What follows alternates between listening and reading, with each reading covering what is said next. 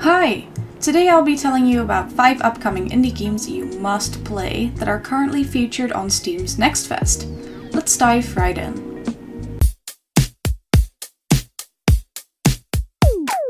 Mind Over Magnet is a game by Game Maker's Toolkit. I came across this game through his YouTube channel quite some time ago, where he makes devlogs and other gaming videos. The fun mechanics and art style really attracted me to the game. Huh? Get it? Because it's a game about magnets. And I wishlisted the puzzle platformer on Steam. In the video I watched, which I'll link below, he mentioned that a demo would be available in the next Steam Next Fest, which is this one, so I had to play it. And I'm glad to say the game is great. The introduction is well done, there are a bunch of levels in the demo, and I didn't encounter any bugs. The difficulty of the levels is just the right amount of hard. It's not too easy, but I didn't have to break my brain over them. Magnus is a funny character as well as a fun game mechanic, and it really spices up the game. I'm looking forward to the full game, which will release sometime this year, and all the other new mechanics it will introduce. Go wishlist Mind Over Magnet on Steam right now.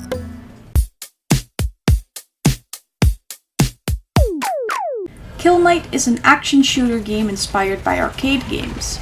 I found out about this one on one of Pirate Software's live streams, where he played it for a good while. Since he was so positive about it, I knew I had to try it. He wasn't lying. The controls feel as smooth as butter and are super responsive. It's a delight to move around in Kill Knight. This has as a consequence that every time you die, you can't blame it on the controls failing. I love the atmosphere in the game, and the monster designs are awesome. The tutorials are very well made and prepare you for the actual game very well.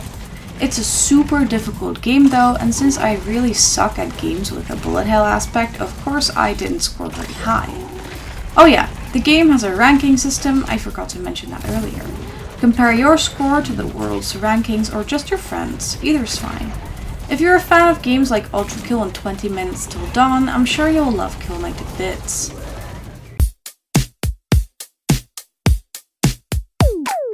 Goblin Cleanup might be the most insane game I've ever seen, and I mean that in the best way possible. It's a game about cleaning up and rearranging dungeons in order for adventurers to have a nice, clean environment when they enter. When I saw this, I immediately wishlisted it, eagerly anticipating the demo. When I booted up the game, I was met by this big rulebook, which explains the game's mechanics to you, but it was a bit intimidating. I immediately decided that I would just get the hang of the game through practice instead. Now, this game is hilarious even when you're playing solo. It tracks all the tasks you need to complete, and it has some funny mechanics to help you clean up the dungeons. There's the Mimic, which eats chunks of meat and scraps off the ground, as well as your slime once it's filled up with blood. The slime is used to mop up all the bloodstains throughout the dungeon. There's also a mini dragon, which uses mana to light torches and move vines around. Lastly, you have your hands to move around the objects to where they belong. Oh yeah, and with your goblin sight, because what else would you play this game as but a goblin, shows you exactly where any remaining bloodstains are.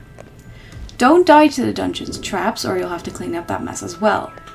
This game is super fun to play with friends, and I can't wait until the full game releases.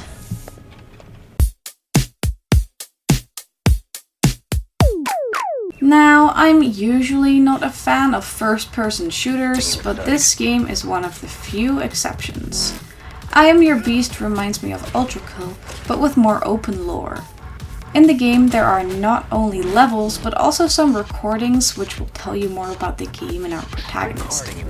The voice acting is top-notch, honestly one of the best parts about the game, and it makes struggling through the levels so worth it because, you guessed it, I suck at first-person shooters. I'm just going to go ahead and play a little clip so you can hear what I'm speaking about. Here, kitty, kitty, kitty. Where are you hiding? You can't hide forever, you know. The more you hide, the more agents we send. And the more agents we send, well, the forest will feel awfully small. Come on out, you big bitch. Okay. Wait. Be careful what you wish for. The movement feels smooth and responsive. One thing I do want to note is that the enemies will spot you super quickly, so stealth is not really the best option this game offers. There's a variety of weapons you can use to murder your way through the levels, and you can heal by interacting with certain plants. The game will track how many enemies you have killed and shows you where other objectives are. I'm really excited to see what the full game will look like, and I'm definitely going to keep an eye on I Am Your Beast. Caravan SandWitch is an exploration adventure game where you drive around in your borrowed van to collect electronical parts in order to overcome hurdles and help your sister. The game's art style is very charming and it really suits the game. I love how you can climb almost anywhere and that there will be an interactable object even up in those high places. As you progress through the story, you'll get to know more and more different people who will call in your help for certain tasks. They will reward you with components necessary to continue the story. It gives me open world vibes since there is no set order of operations, no timer, and not even combat or death. You can go at your own pace, wherever you want, whenever you want, and I really like that about the game. The story itself is sweet and touching, the dialogue is very well written, and the quests are fun to fulfill. I'm looking forward to saving our protagonist's sister once the full game releases. Go wishlist all of these wonderful indie games and please show your support to the developers. Thank you all so much for watching and I'll see you next time.